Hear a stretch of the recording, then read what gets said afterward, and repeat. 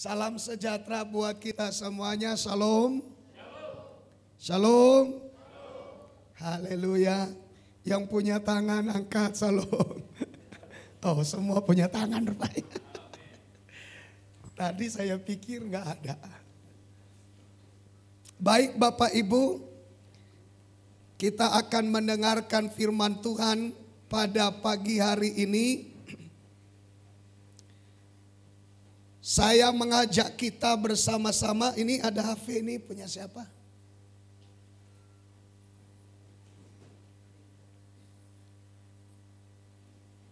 Mungkin ada alat musik yang terganggu, mungkin bisa dimatikan. Supaya bunyi-bunyinya itu jangan mengganggu. Lukas pasal 24 ayat yang ke-34. Kita baca satu ayat ini saja karena ini yang akan menjadi tema pemberitaan firman Tuhan kepada kita hari ini. Ayat 34, ya silakan. Demikian firman Tuhan. Kata mereka itu, sesungguhnya Tuhan telah bangkit dan telah menampakkan diri kepada Simon. Ya, mari sama-sama kita katakan, jangan tumpuk pelayan di belakang sana, di sini aja ada kosong ini. Gak enak rasanya kursi kosong di depan. Baik, kita baca sama-sama. 3, ya. Kata mereka itu, sesungguhnya Tuhan telah bangkit dan telah menampakkan diri kepada Simon. Sekali lagi, 3, ya.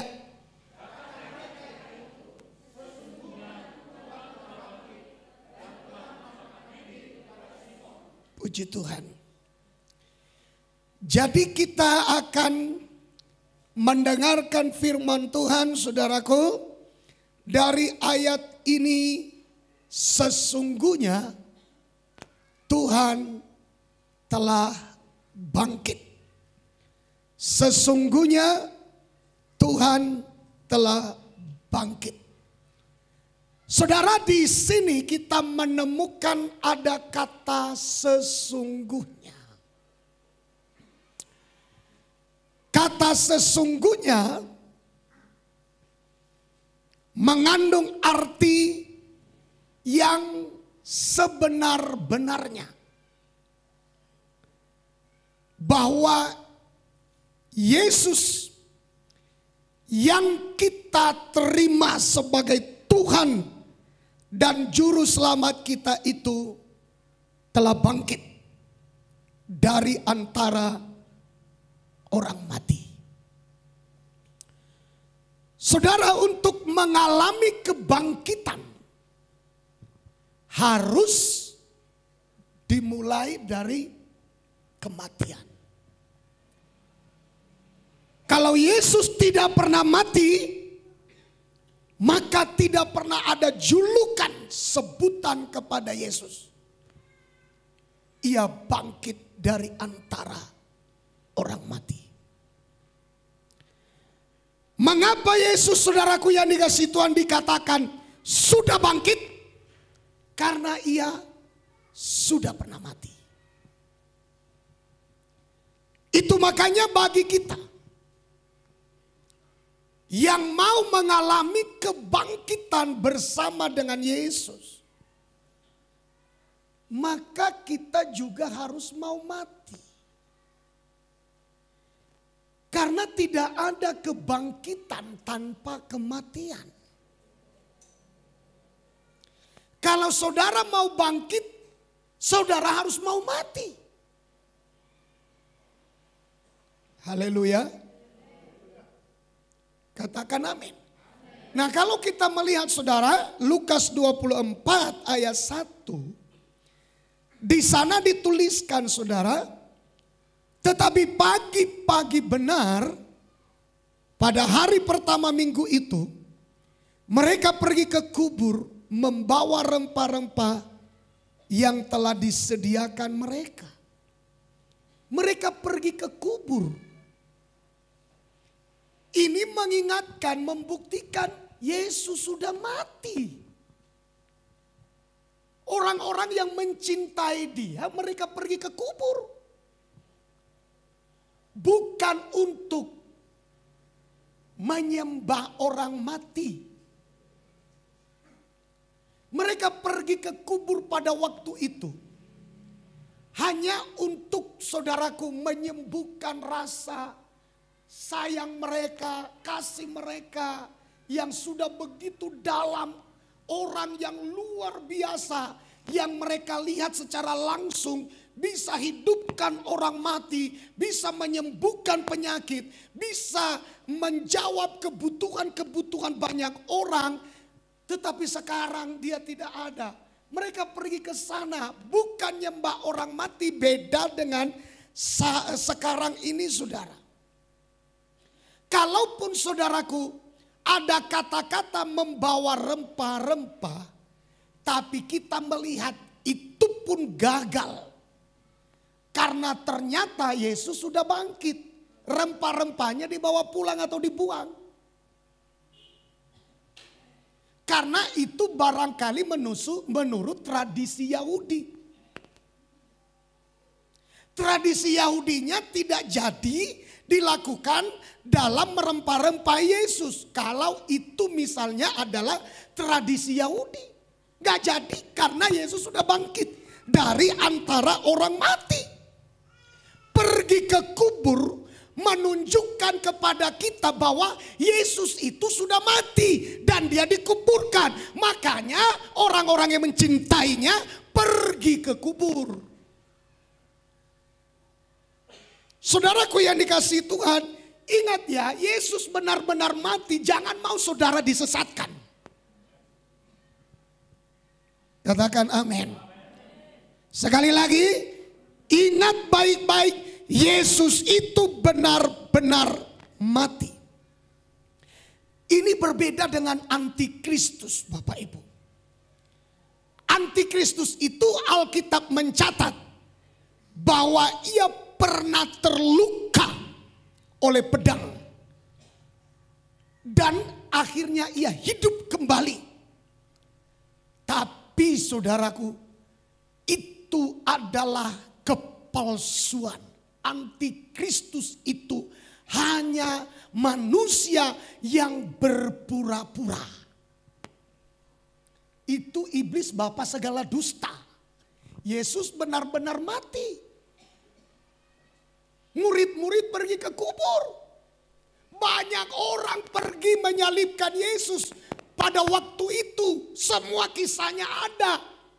Bahwa dia benar-benar disalib dan mati. Masa satu pun sih di antara orang banyak yang menghakimi Yesus itu tidak ada yang tahu kalau itu Yudas. Karena banyak orang yang mengatakan itu Yudas. Demikianlah saudaraku cara iblis membelokkan kebenaran itu.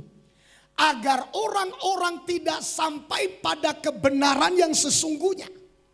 Tetapi manusia justru berbelok dari kebenaran dan berbalik saudaraku kepada yang salah. Akhirnya manusia disesatkan dan binasa. Makanya saudaraku, hari-hari ini jangan ikuti penyesat.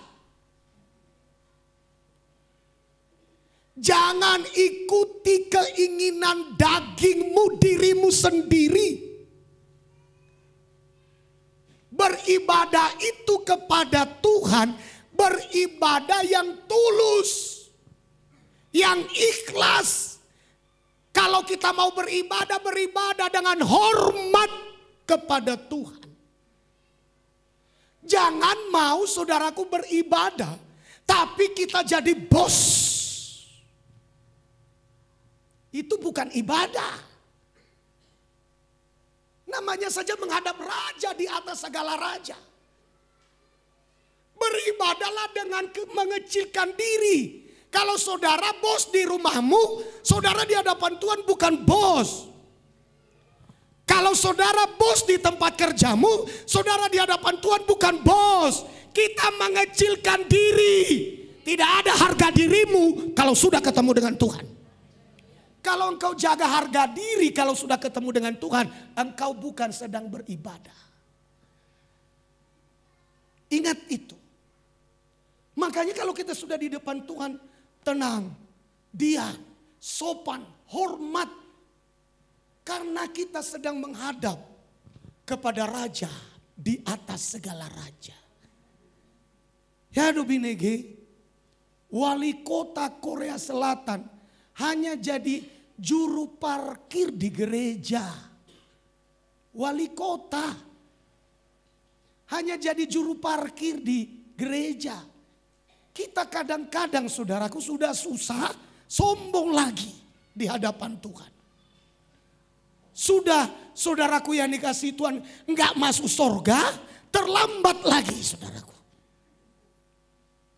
Itu ciri-ciri orang yang terlambat itu. Datang Tuhan pun nanti bisa jadi terlambat. Enggak terbiasa tuh. Tidak pernah merasa bersalah. Dia kayak merasa bersalah. Makanya tadi Pak Munte yang di belakang. 1 jam sebelum ibadah sudah datang. Tersongkot. Dari mana Pak Niku? Pakai masker tongkan. Udah datangnya aku berulang-ulang Pak. Kita datang saudaraku 1 jam setelah mulai. Nah Bapak itu datang 1 jam sebelum mulai. Sangat berbeda. Nggak masuk surga nuntut pula. Aduh masuk Tuhan. Dan pa masukkan mau tu suruh kau. Niri puhodo arwah Tuhan ise au. Agawat. Makanya Bapak Ibu. Mari kita sadar. Datang pada Tuhan itu. Kecilkan diri. Banyak orang yang tidak menerima saudaraku. Kalau sudah di hadapan Tuhan, Raja Daud itu menari-nari. Gak ada lagi harga dirinya. Makanya istrinya merendahkan dia. Aduh, Raja. Raja. Hari ini aku gak pernah lihat Raja yang merendahkan dirinya di depan hamba-hambanya, pelayan-pelayannya. Ibu tohamu do istri ni si Daud on. Ise boru ni raja. Itu kan boru raja si Saul. Ina rohana dekia bapakku sunguni. Elu sumbao. Kau raja, kau merendahkan dirimu. Kalau kitanya, dan olah songon si Daud. Raja di au ikican di si Daud. Itu kan? Anggu au songon nondo. Ikican di si Daud dotong au. Saudaraku yang dikasih Tuhan sudah bicara di hadapan Tuhan, hilang harga diri. Haleluya. Aku baca kitab Wahyu Bapak Ibu.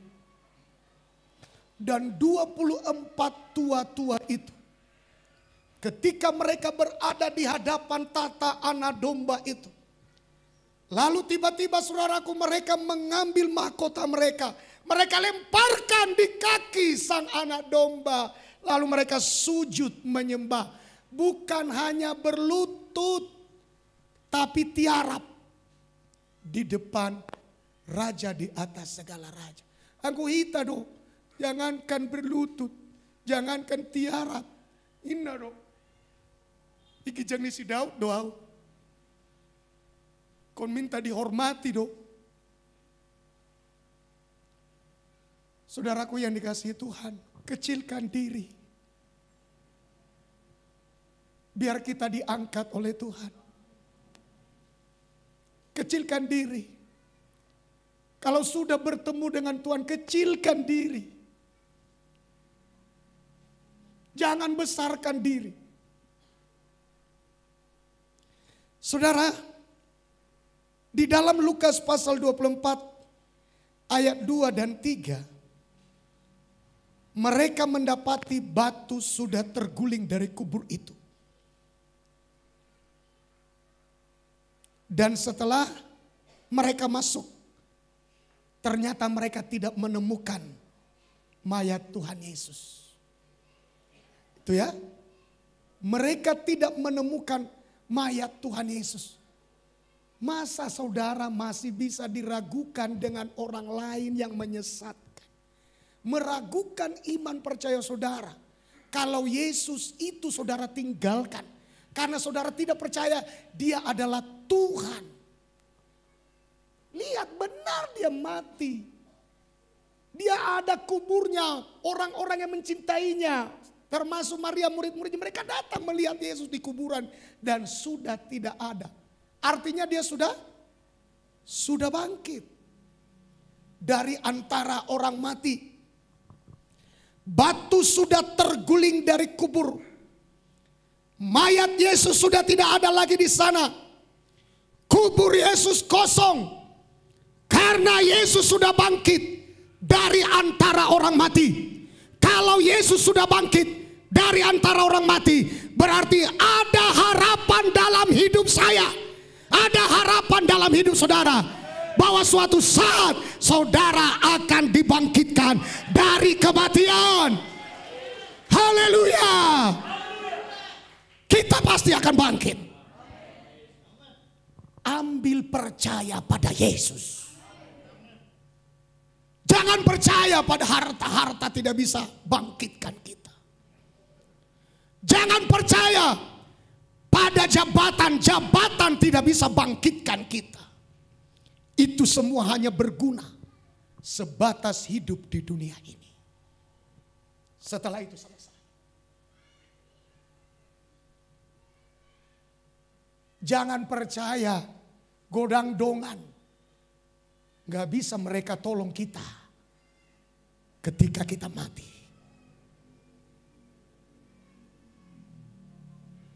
Bapak Ibu,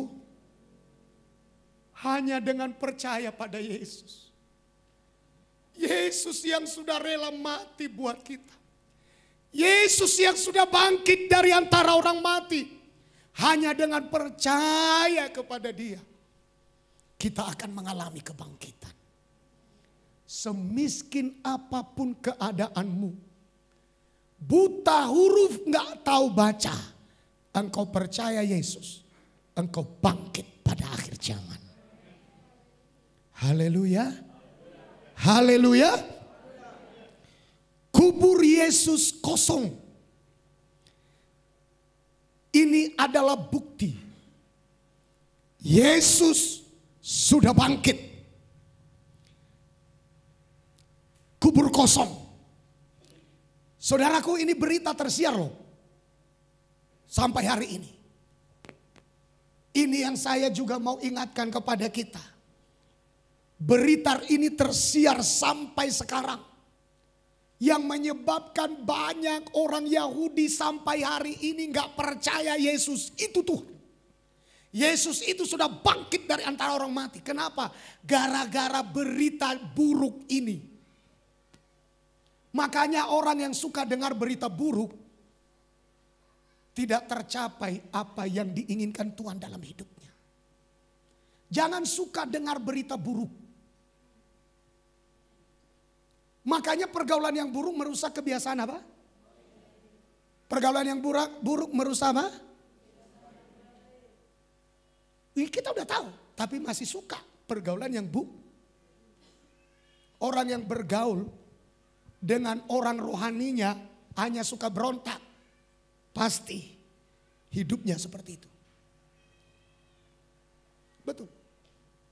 Bergaul dengan orang yang imannya lebih kuat dari saudara. Bergaul dengan orang yang rohaninya lebih tinggi dari saudara. Supaya rohani saudara makin naik. Saudara bergaul dengan orang yang justru menjatuhkan, saudara akan jatuh. Bergaul dengan orang yang rohaninya kuat, saudara akan kuat. Bergaul dengan orang yang suka melawan firman, saudara pasti menunggu waktu akan melawan firman. Hanya menunggu waktu. Makanya kita bergaul dengan orang yang kuat biar kita kuat. Haleluya. Saya sudah bilang sih kemarin-kemarin kepada jemaat, kepada pelayan-pelayan bertahun-tahun. Ya, hidup ibadah itu termasuk selera. Termasuk apa? Termasuk selera. Selera pada daging ini. Ya. Kan saudara mau makan kan selera kan? Yang tabo isi sandok. Betul nggak? Ya kan? Adang tabo iso di sandok. Ai sandang tabo isondok. Selera. Begitu juga orang yang ibadah itu. Ada dang tabo Tiberiasi, karas, isandok tabo. Ada di situ apa namanya itu nani gule. Di sana nani gule.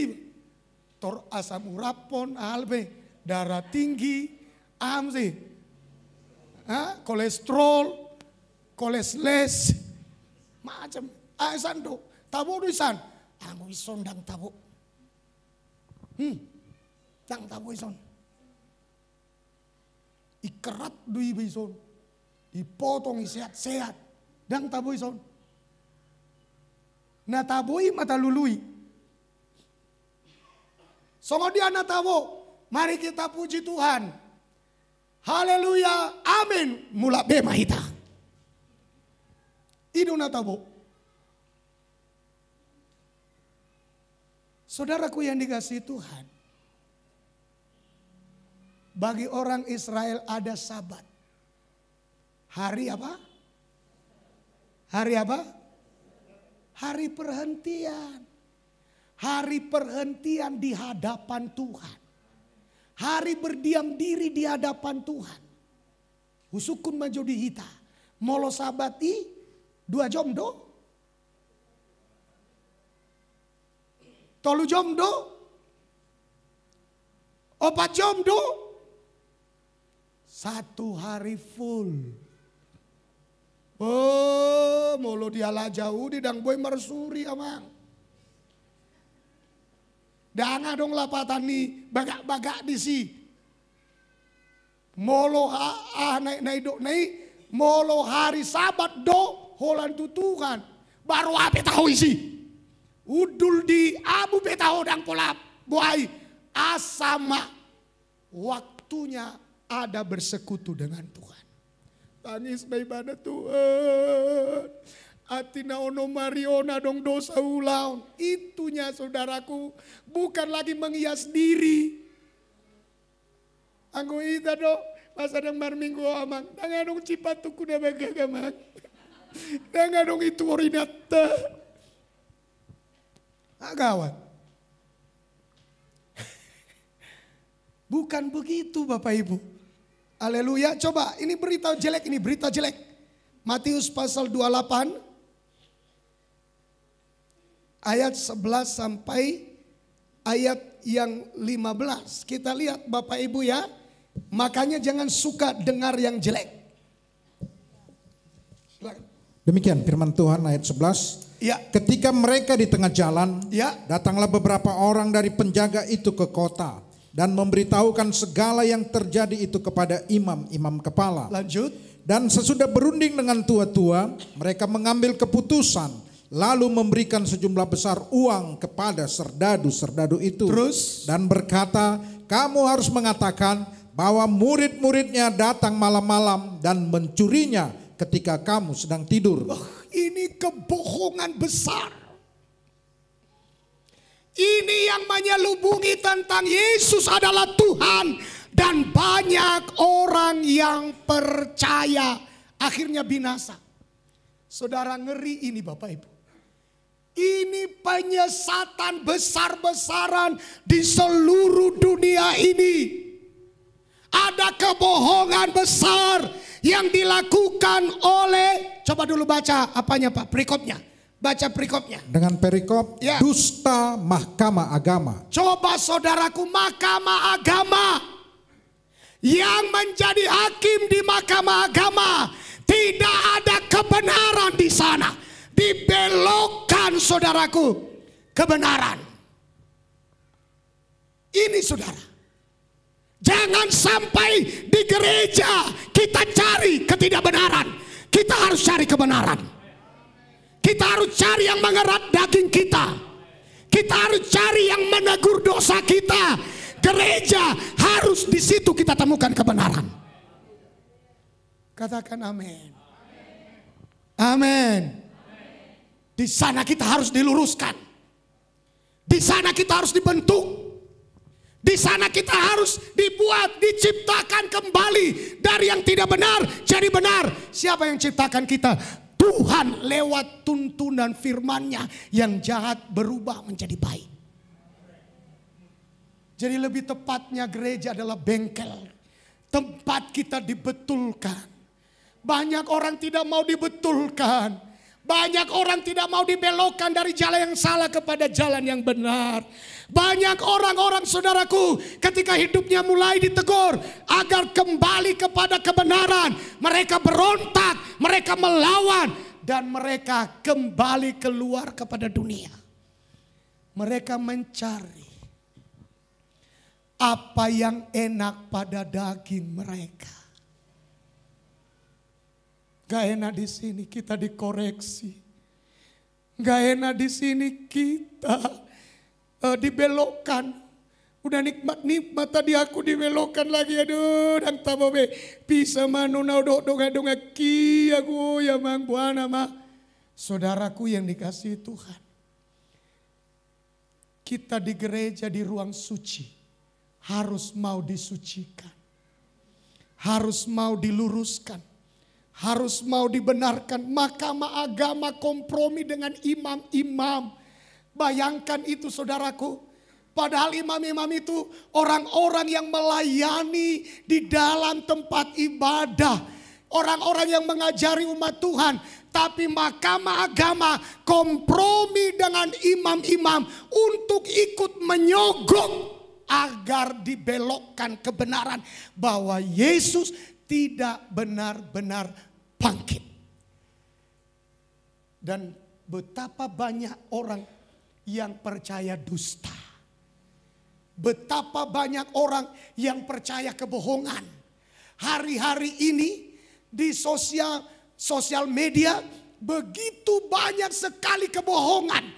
Dan banyak orang yang terjebak dengan kebohongan. Banyak orang yang marah karena kebohongan. Banyak orang saudaraku emosi karena kebohongan. Padahal dia sedang dibohongi. Hati-hati Bapak Ibu. Saya katakan kebenaran itu tidak selalu enak pada daging. Saya katakan kebenaran itu selalu bagaikan silet saudaraku yang menyayat-nyayat daging kita. Tidak enak, teguran itu tidak enak. Waktu kita dibelokkan dari yang salah kepada jalan yang benar, tidak enak. Apalagi saudaraku itu dengan keras dan tegas. Belok, kita marah. Bapak Ibu perhatikan baik-baik loh. Ini tadi baca sekali lagi Pak, perikopnya Pak. Perikopnya ya. Perikopnya dusta mahkamah agama. Mahkamah agama loh. Ya. Mahkamah agama. Ya. Bukan Mahkamah Agung, ini Mahkamah Agama. Mahkamah Agama, dan pada waktu itu Bapak Ibu, tidak ada Mahkamah Agama di luar daripada bangsa Yahudi selain daripada orang yang beragama Yahudi. Bangsa yang dipilih Tuhan itu, mereka memiliki mahkamah agama yang membelokkan kebenaran. Mahkamah agama yang menyembunyikan kebenaran. Mahkamah agama yang mengaburkan kebenaran. Dan banyak orang menelan ketidakbenaran itu dan tersesat. Sampai hari ini masih berlaku hukum ketidakbenaran ini. dalam kehidupan orang Yahudi. Ya, ini Mahkamah Agama kompromi dengan imam-imam. Ayat 11 ya. Ayat 11. Ya. Ketika mereka di tengah jalan, Ya. datanglah beberapa orang dari penjaga itu ke kota dan memberitahukan segala yang terjadi itu kepada imam-imam kepala. Nah, perhatikan Bapak Ibu, penjaga kubur Yesus, itu kubur Yesus sudah dimeterai loh. Sudah dimeterai. Kalau kita baca ayat yang lain, kubur itu dimeterai. Kenapa? Orang-orang lapor sama raja. Raja, murid-muridnya sudah pernah kami dengar. Orang itu sudah pernah kami dengar dia ngomong begini. Aku akan mati dan dibangkitkan pada hari yang ketiga. Jangan-jangan raja, murid-muridnya datang mencuri mayatnya. Lalu nanti diberitahu bahwa dia sudah bangkit. Padahal murid yang curi dia. Dan penyesatan yang terakhir lebih buruk dari yang pertama. Lalu raja bilang, oke, meteraikan kuburan Yesus. Biar jangan ada orang yang membuka kuburan itu dan mencuri mayat. Saudara, kalau sudah ada meterai itu tidak bisa dibuka. Kalau sudah dimeteraikan oleh raja.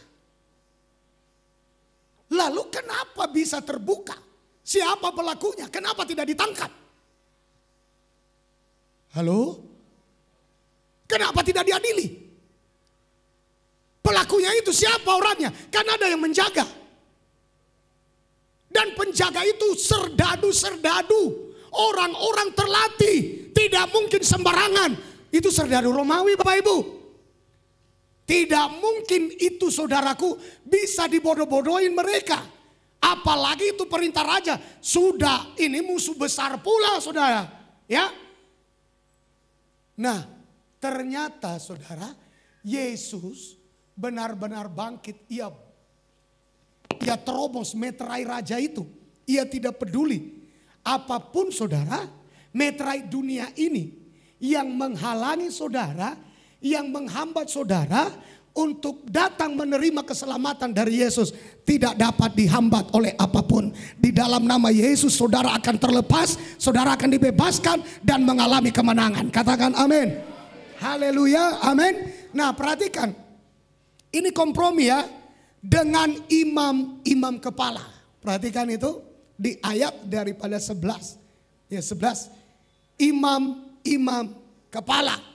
Ya. Jadi Mahkamah Agama kompromi dengan imam-imam kepala. Imam-imam kepala kompromi dengan Mahkamah Agama. Ya. Nah mereka merunding nih. Bayangkan saudara. Saya heran, saya bingung. Kok imam-imam kepala ngomongnya yang jelek-jelek, yang buruk-buruk, merencanakan kebohongan, merencanakan dusta. Saudaraku yang dikasihi Tuhan, jangan ada di komplotan kumpulan anak-anak Tuhan yang diomongi adalah hal yang buruk. Jangan. Masa imam-imam kepala kumpul yang diomongi berunding tentang bagaimana kita menutupi kebenaran ini. Kita kompromi. Yuk. Ini para imam loh yang ngomong. Ya, imam-imam kepala yang ngomong. Coba saudara ya, ayat 12 silakan Pak. Ayat 12. Ya. Dan sesudah berunding dengan tua-tua. Siapa yang berunding dengan tua-tua? Imam-imam di ayat 11 tadi. Lanjut. Mereka mengambil keputusan lalu memberikan sejumlah besar uang kepada serdadu-serdadu itu. Banyak juga rupanya serdadu-serdadu yang disogok. Ya. Serdadu-serdadu yang apa? Disogok. Ya. Makanya saudaraku yang dikasihi Tuhan, tangan yang bersih adalah orang yang bebas dari menerima suap. Ya, ini disokong ini serdadu-serdadu ini. Ya. Ayat 13. Ayat 13. Dan berkata, kamu harus mengatakan bahwa murid-muridnya datang malam-malam dan mencurinya ketika kamu sedang tidur. Wah, diajari orang saudaraku. Bukan diajari orang baik. Bukan diajari orang benar, bukan diajari orang yang bagaimana yang sesungguhnya, tapi diajari orang berbohong. berdusta, menyembunyikan kebenaran. Siapa yang ngajari? Orang-orang imam-imam kepala.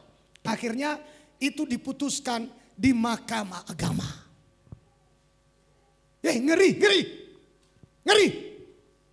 Imam-imam kepala berunding dengan tua-tua. Ayo kita putuskan. Tadok nosongonon, tak ajari majemaaton margabus. Tadok ma dang tohoi. Dang tohoi. Boy dohita menyembah berhala. Boy dohita manoba tuson. Boy dohita mamele begu. Boy dohita dang pola salai. Dang pola salai. Saudaraku, ngeri. Gereja sekarang ngeri. Dan banyak orang justru yang suka itu. Banyak orang yang tidak suka yang baik. Banyak orang yang tidak suka kebenaran. Kenapa? Karena nanti sotungi benci hita. Banyak orang yang tidak siap lagi menanggung resiko dalam ikut Yesus. Dalam mempertahankan iman mereka. Tidak siap menderita di dalam mempertahankan iman. Mereka justru terjebak dengan kebohongan setan. Hari-hari ini Bapak Ibu, Tuhan sedang mencari orang-orang yang imannya teguh. Orang-orang yang pendiriannya tidak gampang goyah. Orang-orang yang berani menantang apapun yang mencoba menghambat imannya. Saya katakan kepada saudara, ya, jangan suka halangi orang.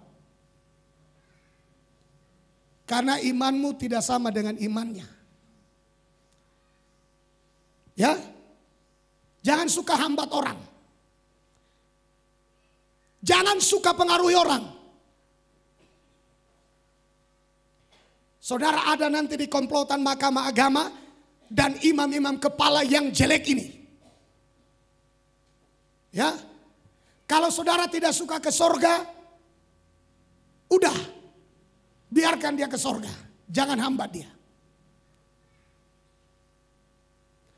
Kalau saudara belum menerima sepenuhnya kebenaran itu, bagaimana kalau yang saudara percayai itu tidak benar? Justru yang dipercayainya yang benar.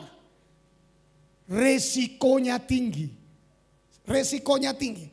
Sebelum sampai ke sana, nanti saya akan ingatkan itu ayat itu. Saya mau ingatkan kita, resikonya tinggi. Ya, ingat ya. Diajari orang loh, diajari orang bohong. Siapa yang ngajarin? Imam-imam kepala. Aduh, saudara, ngeri ini. Ngeri. Imam-imam kepala loh, orang yang melayani di bait Tuhan. Di rumah Tuhan. Diajari orang, katakan bilang begini ya. Tidak bangkit, tapi mayatnya dicuri muridnya saat malam-malam kami tertidur. Diajari orang berbohong. Lalu kita datang ke gereja. Dan kita katakan amin. Amin, kami suka bohongmu itu. Begitu ya. Kami senang dengan kebohonganmu itu. Saudaraku yang dikasihi Tuhan, kenapa? Saya khotbah, saya baca ayat Alkitab. Supaya apa yang saya katakan bukan dari diri saya. Tapi bersumber dari ayat-ayat Alkitab. Ya, perhatikan ya. Ayat 14, lanjut. 14.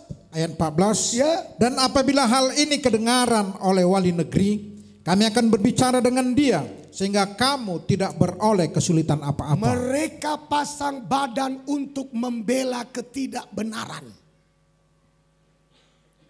Jangan takut. Mereka menjamin orang yang melaksanakan dusta. Mereka pasang badan demi orang yang melaksanakan kebohongan. Betapa banyak orang pasang badan untuk satu kebohongan. Betapa banyak orang rela mati-matian membela pasang badan untuk suatu yang dusta. Betapa besar dosanya itu. Di hadapan Tuhan. Pasang badan dia. Untuk membela kebohongan. Untuk membela ketidakbenaran. Itu pasti. Au, majono. Aku membela ho. Molo kesulitan ho di wali negeri. Aku yang maju. Jangan takut. Aku yang hadapi. Jangan takut. Molo macam-macam non gembalai. Aku mangalo. Betapa mengerikan zaman sekarang Bapak Ibu. Pasang badan untuk sesuatu yang tidak benar. Tapi untuk yang baik lari. Untuk mempertahankan iman melarikan diri. Pasang badan menyerahkan rela menyerahkan nyawa untuk Tuhan. Justru tidak mau. Tapi membela yang tidak benar. Rela pasang badan. Rela memberikan diri sebagai jaminan. Ya, dikatakan ya, apabila hal ini kedengaran oleh wali negeri nanti, jangan takut. Kami akan berbicara dengan dia. Sehingga kamu tidak beroleh kesulitan apa-apa. Isi doman dokono. Imam-imam kepala. Zaman sekarang ini Bapak Ibu. Aduh saya katakan ya. Jangan terlalu rajin buka YouTube. Ada orang melakukan mujizat di sana. Sogok na itu rijamitai padita. Adong muncul doain nabi-nabi palsu. Pamalu ponjolma. Dari mana dia tahu nabi palsu orang menyembuhkan orang? Karena dia tidak bisa melakukan mujizat menyembuhkan orang. Lalu dibilang di sana adalah nabi palsu. Saudaraku yang dikasihi Tuhan, banyak ngeri zaman sekarang ini. Ngeri. Penyesatan terus berlangsung. Dan holan najolo HP penyesatan nih. Sampai sonarion penyesatan terus berlangsung. Jangan pergi ke sana. Kalau orang saudaraku yang dikasihi Tuhan pakai musik di gereja. Menyanyi. Ada orang menari. Ada orang melompat. Itu keinginan daging itu. Tabiat daging itu. Dari mana kamu menghakimi orang? Bagaimana kalau ia tulus menyembah? Bagaimana kalau ia tulus memuji? Bagaimana kalau saudara hanya mata saudara kedagingan? Saudara lihat dia secara daging. Makanya lihat dia bagaimana meresponi firman dalam memuji Tuhan. Lihat dulu kata-katanya itu dong. Setiap lagu kita itu. Perhatikan kata-katanya.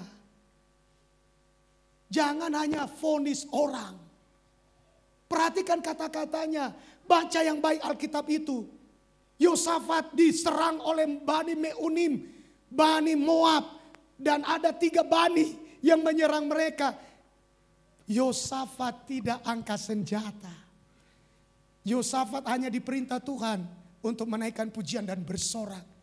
Musuh mereka saling perang sendiri. Sering sekali terjadi di bangsa ini. Halo? Ya kan? Sering sekali terjadi di bangsa ini. Ya haleluya. Itu karena ada gereja yang berdoa. Tuhan berperang ganti orang percaya. Ya. Gak perlu perang. Gak perlu angkat senjata. Cukup doa. Cukup menyembah. Cukup memuji Tuhan. Tuhan turun. Ganti kita berperang. Haleluya. Katakan amin. Nah coba-coba ya. Coba kunci D. Nah coba perhatikan kata-kata lagu ini. Ya. Jadi jangan hanya nyanyi aja, perhatikan kata-katanya. Tekan aja deh. Oh di sana ada gangguan.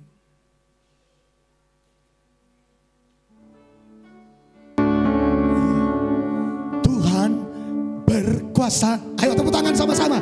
Tuhan berkuasa. Yang kuat. Tuhan berkuasa. Bumi bersuka.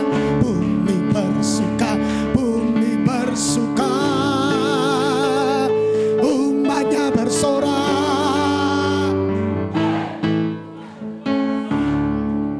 Coba apa kata-katanya? Kan Tuhan berkuasa. Tuhan berkuasa, Tuhan berkuasa, baru bumi atau saya bersuka, kamu bersuka. Semua kita bersuka. Nah, saudaraku lalu, bersorak. Nah kedagingan, halau, dan gereja, Nah salah pion. Aku yamang. Nah bohana maon. Ngagodang binabi palsu zaman waingon. Ya kan? Walaupun banyak orang datang gereja di sini.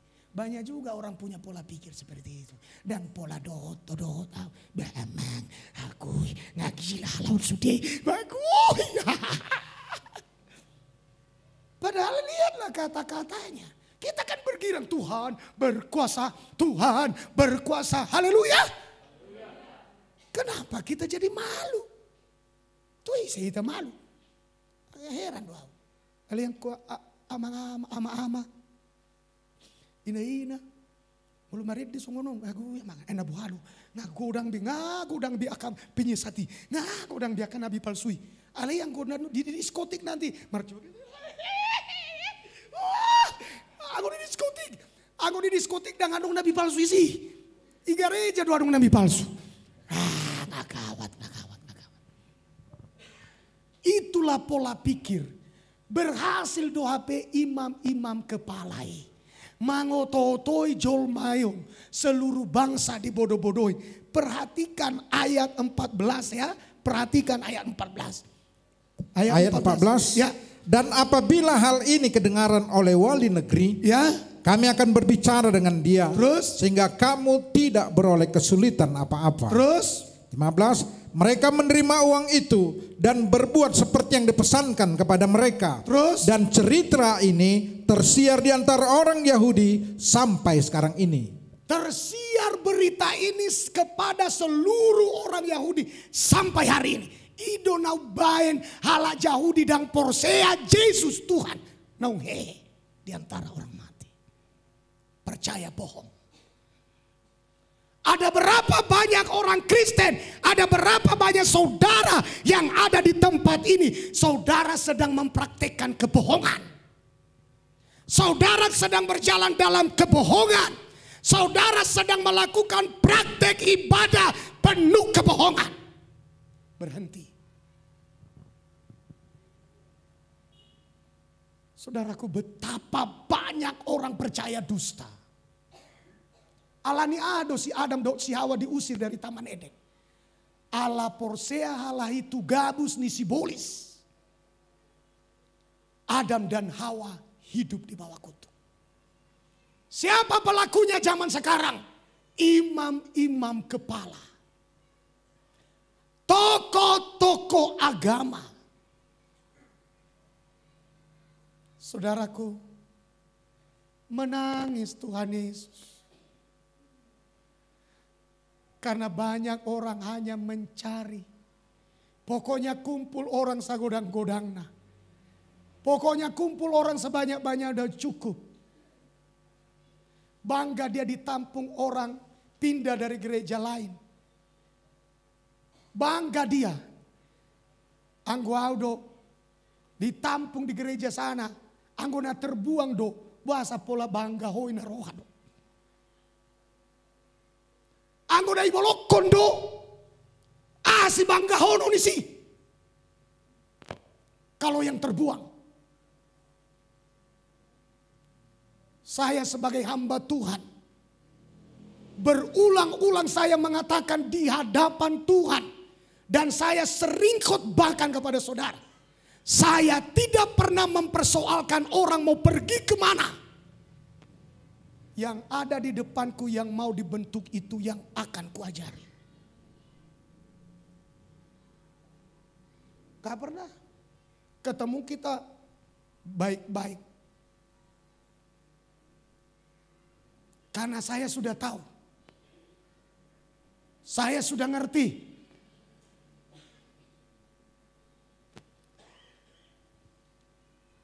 Hari ini Bapak Ibu, saya jujur di hadapan saudara. Banyak kebohongan hari-hari ini.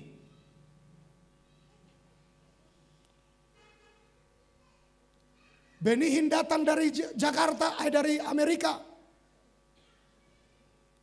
Adakan saudaraku mujizat kesembuhan. Di Jakarta banyak orang sembuh. Beberapa lama kemudian muncul jamita-jamita. Nabi palsu menyembuhkan orang. Nabi palsu menyembuhkan orang. Naruh aku dok, kalaupun seandainya nabi palsu, bukankah dia punya Tuhan dan dia punya urusan dengan tuannya? Biarkanlah tuannya yang berurusan dengan dia. Kenapa mesti kita? Dengar, bukti orang yang benar tidak suka mencemarkan kejelekan orang lain. Dengarkan baik-baik ini. Dia tahu itu jelek, dia tahu itu sesat, dia tahu tidak benar. Tapi tidak suka mencemarkan kejelekan orang lain. Tapi dia berjuang bagaimana berdoa bahwa orang itu kembali. Bukan merusak, bukan menjelek-jelekan. Apa sih untung kita? Gitu loh. Apa untung kita jelekkan orang lain? Gak ada untungnya. Hari ini di hari kebangkitan Tuhan Yesus ini, saya ajak kita pertama adalah keluar. Yesus keluar dari kubur. Ia kalahkan dosa lewat kebangkitan. Karena akibat dosa, upah dosa ialah apa? Upah dosa ialah apa? Berarti dengan bangkitnya ia dari kematian, ia telah mengalahkan apa? Maut. Ia telah mengalahkan maut.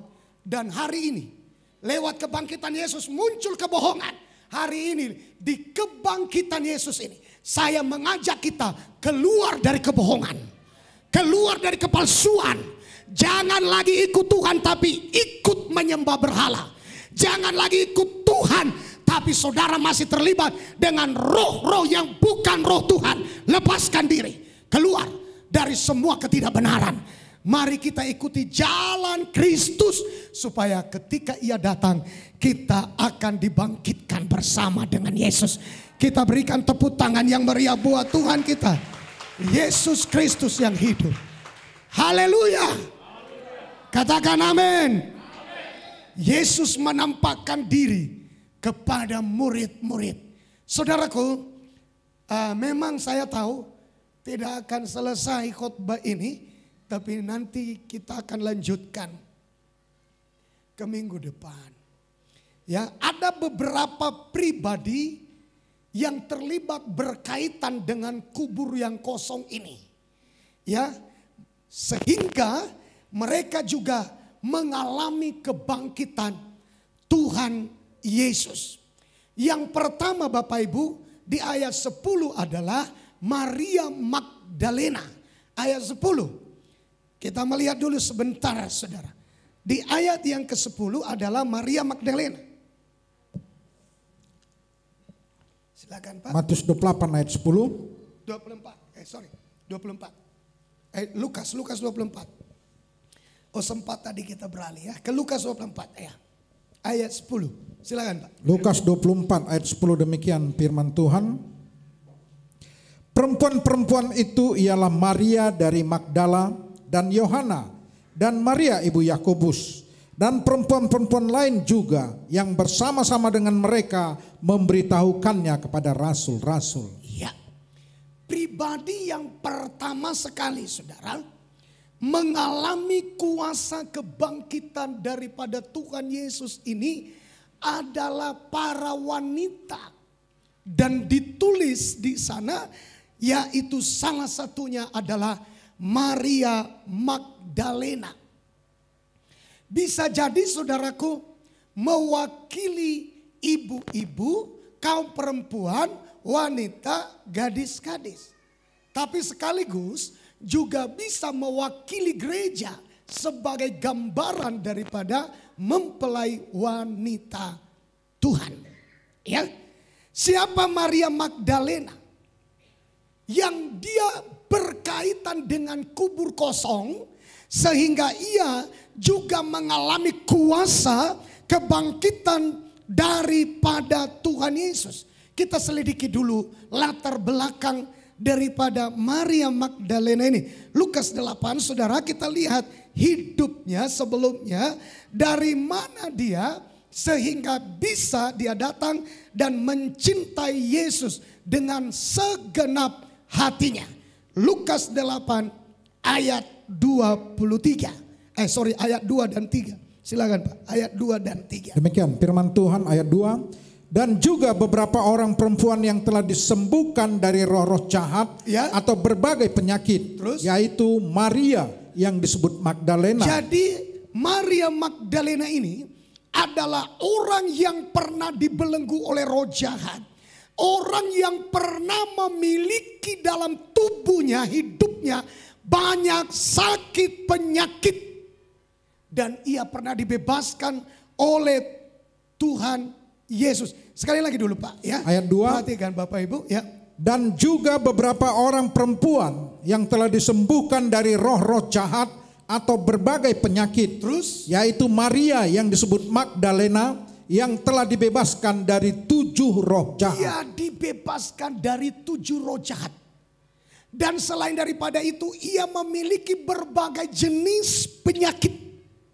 Sebab dikatakan berbagai apa? Penyakit. Saudara, inilah Maria Magdalena. Ayat 3 Pak. Ayat 3. Ya. Yohana istri Kudza, bendahara Herodes, Susana dan banyak perempuan lain. Perempuan-perempuan ini melayani rombongan itu dengan kekayaan mereka. Saudara, bagaimana kita berkaitan dengan perempuan daripada Maria Magdalena atau perempuan-perempuan yang lain yang mengalami kuasa kebangkitan Tuhan Yesus. Karena kita tidak mau melewati hari kebangkitan ini kalau kita tidak terhubung dengan mengalami kebangkitan Tuhan Yesus. Maria Magdalena adalah orang yang diikat oleh roh. Dia dimasuki oleh berbagai roh dan ditulis oleh Alkitab 7 roh paling tidak membelenggu hidupnya. Dia dibelenggu oleh berbagai roh dan salah satunya roh perjinahan. Ia melacur saudara. Bapak Ibu, selain daripada itu ia memiliki penyakit yang begitu ragam. Tapi setelah itu ia datang kepada Yesus. Dan ia mengalami kasih karunia kemurahan. Ia disembuhkan. Ia dibebaskan dari roh itu. Maria Magdalena adalah kehidupan yang najis. Dikuasai oleh 7 roh yang jahat. Tapi dapat dilepaskan. Ada beberapa perempuan yang lain kaya raya. Tapi setelah itu mereka berbondong-bondong. Mereka melayani Tuhan. Apa bukti kita sudah dilepaskan? Apa bukti kita sudah disembuhkan dari penyakit rohani? Apa bukti kita sudah dibebaskan dari ikatan? Apa buktinya? Kita lihat bukti dari perempuan-perempuan ini. Setelah mereka disembuhkan, setelah mereka dilepaskan, maka mereka menjadi orang-orang yang melayani Tuhan Yesus. Berapa banyak ibu-ibu hanya suka membangkang kepada Tuhan. Berapa banyak orang-orang yang bergumul, ibu-ibu mengadukan suaminya kepada Tuhan dan kepada sesama teman-temannya, kepada hamba Tuhan dan berkata, suamiku, suamiku, suamiku. Seakan dia sudah lepas. Tapi bukti orang yang sudah lepas, hidupnya juga mengecilkan diri, melayani Tuhan. Tidak heran Maria Magdalena mengalami kebangkitan Tuhan Yesus. Bagaimana dengan kita ibu-ibu? Bagaimana dengan kita kaum perempuan? Bagaimana dengan kita wanita, anak-anak gadis? Bagaimana dengan kita sebagai mempelai wanita Tuhan? Sudahkah kita membuktikan kelepasan kita dengan ciri-ciri melayani Tuhan? Ada waktu untuk merendahkan diri. Ada waktu untuk mengecilkan diri. Ada waktu untuk melayani Tuhan. Bahkan menurut ayat Alkitab di sini, kita melihat mereka, ayat 3 Pak, perhatikan baik-baik Bapak Ayat Ibu. 3. Ya.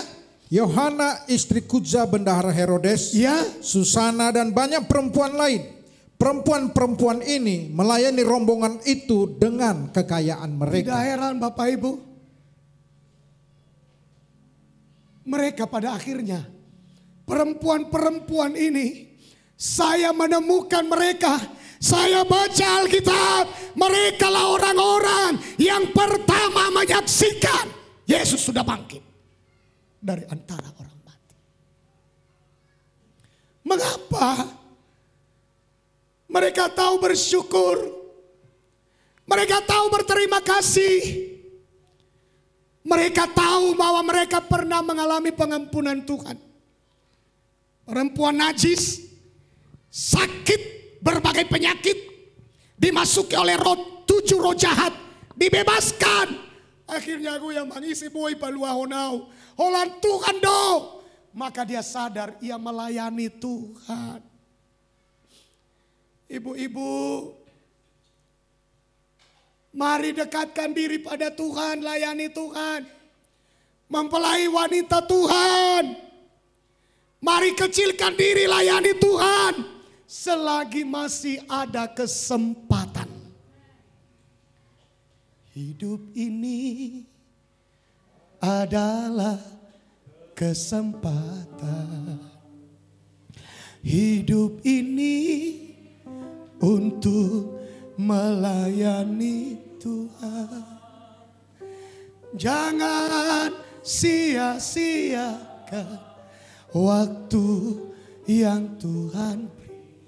Hidup ini harus jadi berkah. Oh Tuhan, oh Tuhan, pakailah, amin, selagi aku masih kuat. Bila saatnya ku tak berdaya hidup ini. Ibu-ibu, jangan habiskan waktu ke salon. Jangan habiskan waktu ngerumpi. Jangan habiskan waktu gosip. Jangan habiskan waktu mempengaruhi orang-orang dari jalan Tuhan. Habiskan waktu untuk menyenangkan Tuhan. Lihatlah para wanita ini. Mereka mengalami kuasa kebangkitan Yesus. Wanita yang dibanggakan oleh suaminya bukan hanya karena parasnya, tapi wanita yang dibanggakan oleh suaminya karena hatinya cantik.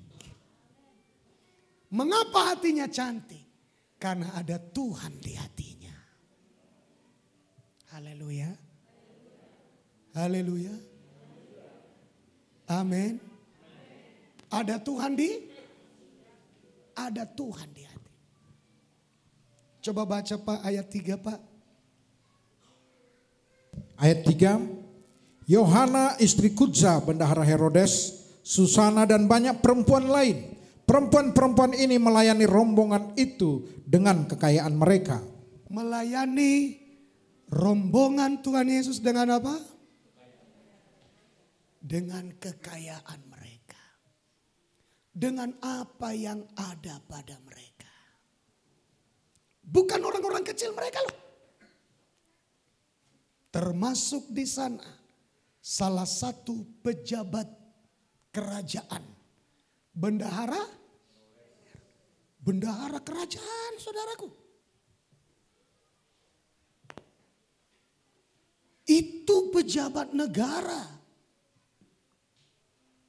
Kalau tidak mengecilkan diri, tidak mungkin bisa melayani Yesus. Karena Yesus itu di zaman dulu itu dianggap orang buangan. Lahir di kandang domba, di kandang.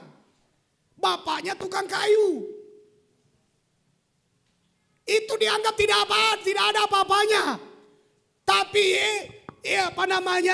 istri Kuja ini, pejabat negara turun ke bawah, ikut Tuhan Yesus. Bisakah dilakukan oleh setiap orang? Tidak bisa Bapak Ibu. Kecuali hanya orang yang mengalami secara langsung kemurahan Tuhan. Makanya orang yang sanggup mengikuti Tuhan, orang yang sanggup melayani Tuhan adalah orang yang pernah mengalami kemurahan Tuhan. Orang yang mengalami kasih karunia Tuhan. Saudara, wanita itu lemah. Ditandai dengan dikit-dikit nangis. Dikit-dikit nangis. Ada juga memang bapak-bapak dikit-dikit nangis.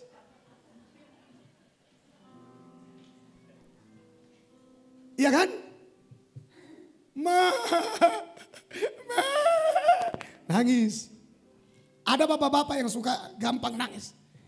Wanita itu saudaraku memang lemah. Itu salah satu tandanya dikit-dikit nangis.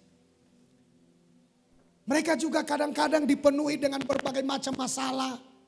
Penderitaan seperti perempuan Susana tadi itu saudara. Mengingatkan kita Bapak Ibu. Sehebat apapun kita. Ada istri pejabat kerajaan. Ada bendahara Herodes. Saya mau katakan kekayaan, kedudukan, kepandaian, jabatan, pangkat, gelar yang begitu berjejer-jejer, saudaraku, ya, semua masalah, terutama masalah-masalah dosa, masalah-masalah kejahatan, tidak ada yang tahu, tidak ada yang bisa mengatasi. Diri kita sendiri pun yang melakukannya tidak bisa atasi. Kekayaan tidak bisa atasi, pangkat tidak bisa atasi. Yang bisa atasi masalah, apalagi masalah yang rumit, dosa. Sampai puncaknya dosa. Hanya Tuhan Yesus yang bisa atasi. Dan hari ini Bapak Ibu, semua masalah dapat diatasi. Lewat kebangkitan Tuhan Yesus dari antara orang mati. Itu makanya Bapak Ibu, hari ini dosa apapun, pesta pora, makan minum, wah dikit-dikit zaman waengon. Pesta pora, dikit-dikit. Martolor manukna masuk Facebook. Lagi cuci kuali masuk Facebook. Ya.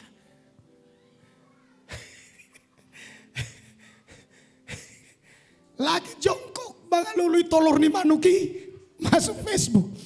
Siaran langsung saya. Ya itu memang zamannya, apa boleh buat. Saudaraku yang dikasihi Tuhan, semua bentuk dosa apapun hanya Tuhan yang bisa atasi. Dan lewat kuasa kebangkitannya hari ini, kita akan dibebaskan. Katakan amin. Wanita ini menghadapi masalah. Sedikit lagi, apa masalahnya?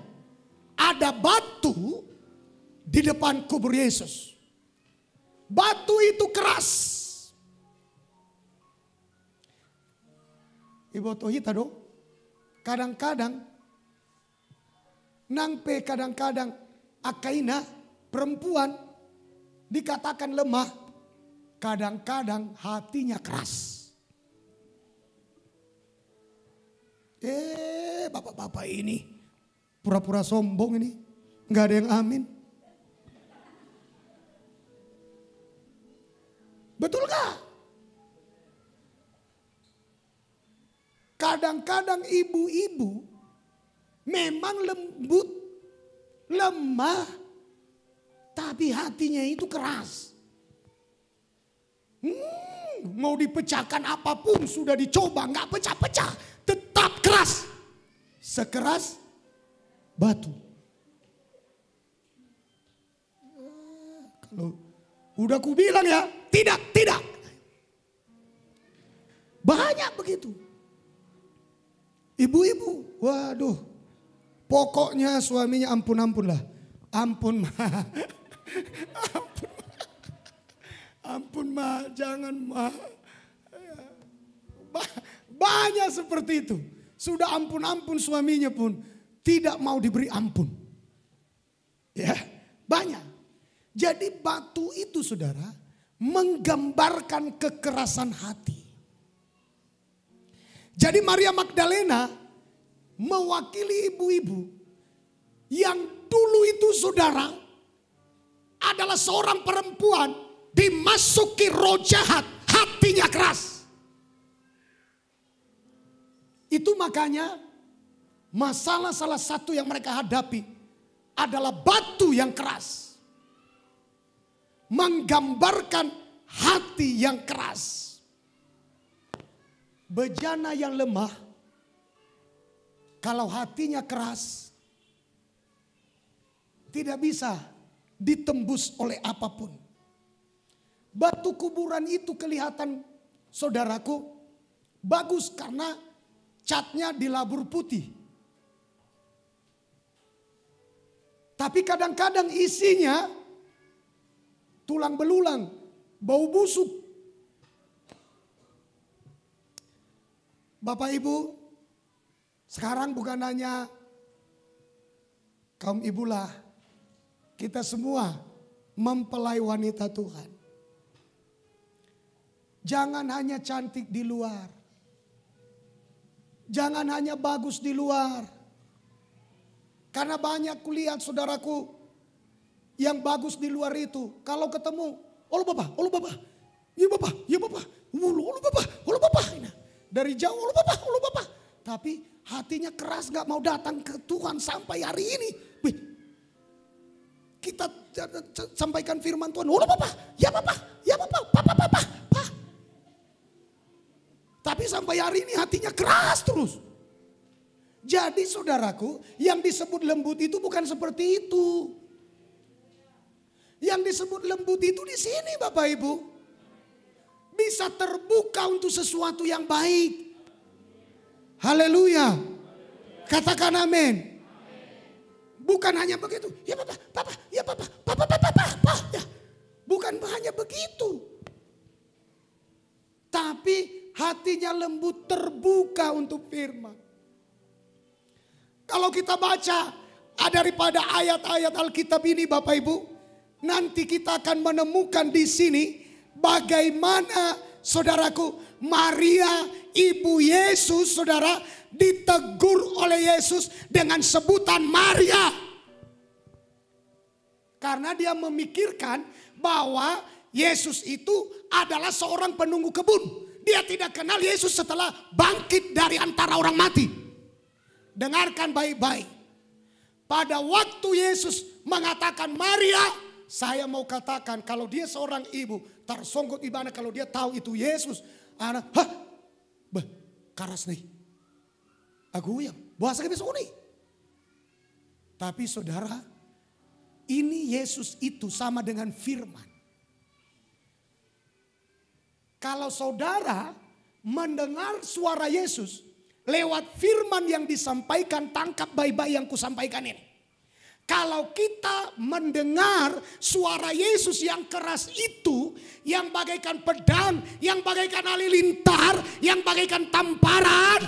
Kalau kita mendengar, maka setelah dipanggil Maria, ia tadi menduga itu penunggu kebun.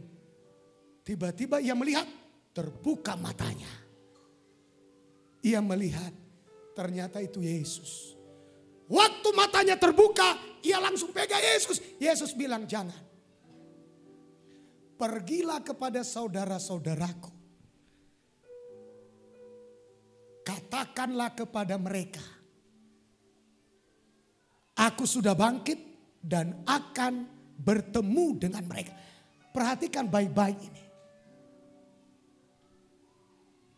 Pesan pertama tentang kebangkitan dititip kepada perempuan-perempuan. Kepada siapa? Mereka lari, lapor sama Petrus, Yesus sudah bangkit. Kami sudah lihat. Petrus lari. Dia lihat kosong. Nanti minggu depan kita akan lihat. Saudara, murid yang lain lari. Mereka lihat kosong. Mereka mendengar Yesus sudah bangkit. Dari penginjil-penginjil yang diutus Yesus. Dari pemberita-pemberita Injil yang diutus Yesus. Siapa mereka? Yang mengalami kebangkitan Yesus. Para perempuan. Ini dia masalah nih.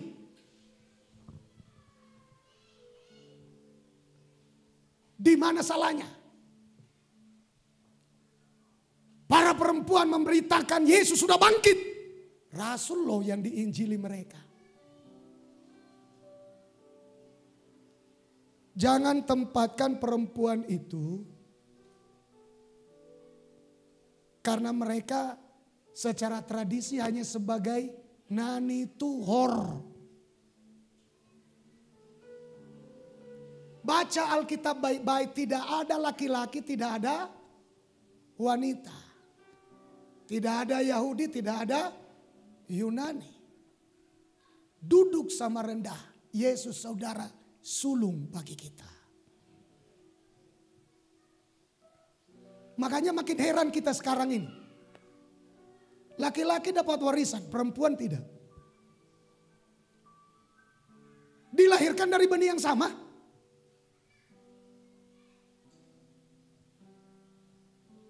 Dirawat dengan cara yang sama. Kalau orang tuanya mampu, sekolahkan juga sama-sama. Lebih banyak bekerja di rumah para wanita. Nanti orang tuanya tua pun para wanita. Yang lebih ngurus orang tuanya, wanita gak dapat warisan. Hanya gara-gara apa? Karena tidak mewarisi marga. Boru. Inilah saudaraku. Salahnya kita. Tuhan tidak membedakan, kita membedakan. Iya kan? Kalau menurut saya, wanita, saudara punya anak ya? Baik laki-laki maupun wanita, mereka adalah anak kita. Sama-sama anak kita. Lahir dengan kesakitan mamanya melahirkan. 9 bulan sama. Dirawat sama. Orang tuanya kesakitan sama sakitnya. Gak ada beda. Kalau laki-laki lebih menderita aku. Wanita gampang ples lahir. Sudah. Gak ada itu. Laki-laki wanita sama. Bahkan kalau saya melihat di sini.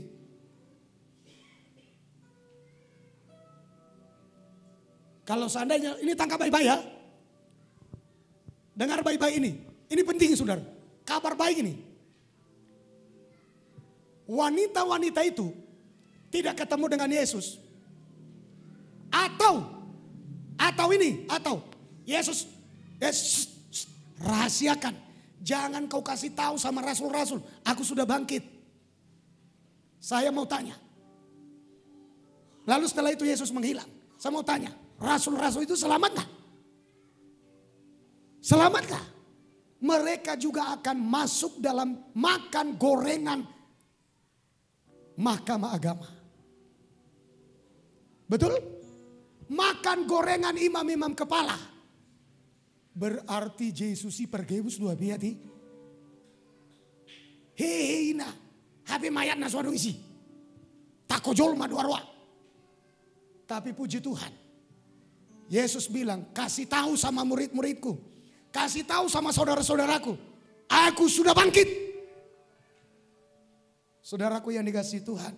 Termasuk rasul-rasul tertolong. Karena ada, ini yang terakhir kita baca. Yohanes 20 ayat 14 sampai 16. Kita akan tutup firman Tuhan saudara. Ya, mari.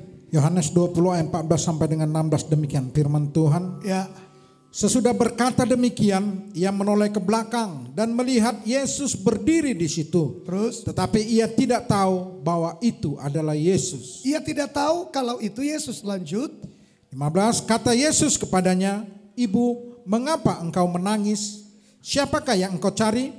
Maria menyangka orang itu adalah penunggu taman. Terus? Lalu berkata kepadanya, "Tuan, jikalau Tuan yang mengambil dia, katakanlah kepadaku di mana Tuan meletakkan dia supaya aku dapat mengambilnya." Terus? 16, kata Yesus kepadanya, "Maria." Ini keras, saudara. Dia menuduh Yesus sebagai penunggu taman. Lalu Yesus bilangnya, "Maria." Ini sudah keras. Artinya menyadarkan. Ya. Kata Yesus kepadanya, "Maria." Itu kata seru. Lanjut. Maria berpaling dan berkata kepadanya dalam bahasa Ibrani, "Rabuni," artinya guru. Ini rahasianya Bapak Ibu.